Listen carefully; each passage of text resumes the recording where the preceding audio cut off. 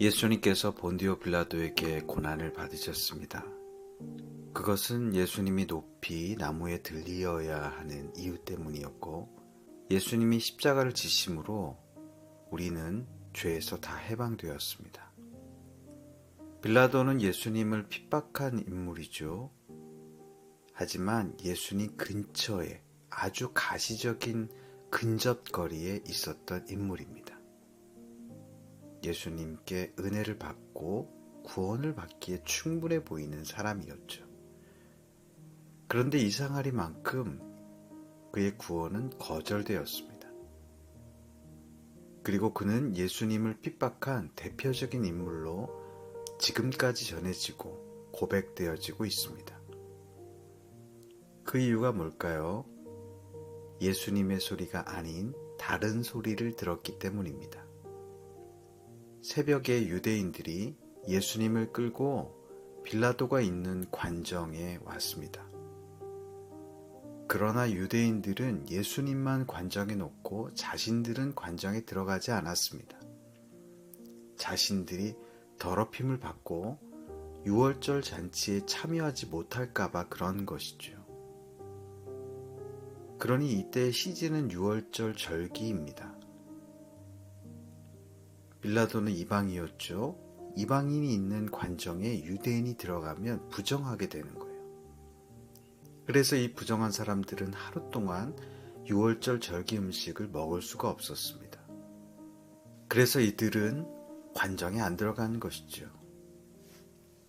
유월절 어린 양 예수님을 죽이려는 유대인들인데 형식적으로는 정결하게 되어서 유월절 절기의 음식을 먹으려고 하니 참 아이러니한 것이지요. 빌라도는 관정 밖에 가면 유대인의 말을 들어야 했습니다. 그리고 관정 안에 들어오면 예수님의 말을 들어야 했죠. 그야말로 둘 사이에 끼어 있었던 것입니다. 유대인들은 소리를 지르면서 예수님을 잡아 죽이라 이렇게 외쳤습니다. 그 소리가 어찌나 큰지 관정 안에까지 들렸다고 했습니다. 그러나 예수님은 큰 소리를 내지 아니하셨죠. 잠잠히 세미하게 말씀하셨습니다. 하지만 빌라도는 예수님의 이 작지만 세미하게 정말 부드럽게 다가오는 이 말씀이 옳았다라는 것을 알았습니다. 그럼에도 불구하고 빌라도는 예수님에게 사형 언도를 내린 것이죠. 예수님의 말이 옳다 알아도 소용이 없었던 것입니다. 사단이 조종하는 말이 더 무서웠어요. 그래서 유대인들의 말을 들은 것입니다. 우리도 잘못 판단할 때가 있지만 대부분은 잘 판단합니다. 그런데 잘 판단해 놓고도 잘못된 판단 뒤에 숨어 있는 사단의 앞잡이 노릇을 할 때가 있는 것입니다. 사실 성도는 대부분의 경우 무엇이 하나님을 기쁘시게 하는 것인지 다 압니다. 모르는 경우가 거의 없습니다.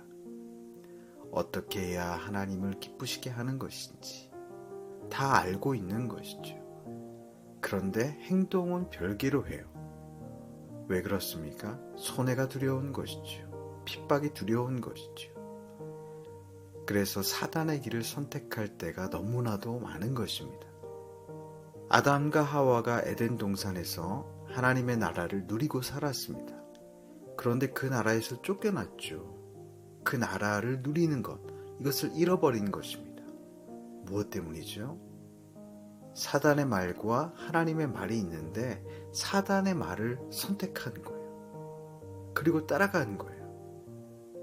빌라도만 해도 하나님 나라의 백성이 될 수 있었다 이렇게 생각이 되는데 하나님의 말이 아닌 사단의 말을 선택했기 때문에 그 기회를 놓쳐버린 것이죠.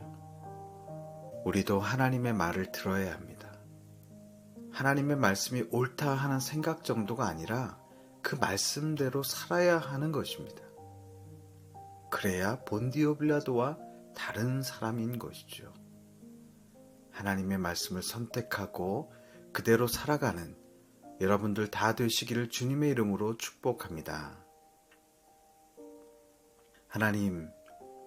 하나님의 말씀을 선택하고 그 말씀대로 살아가는 우리가 되게 하여 주시옵소서.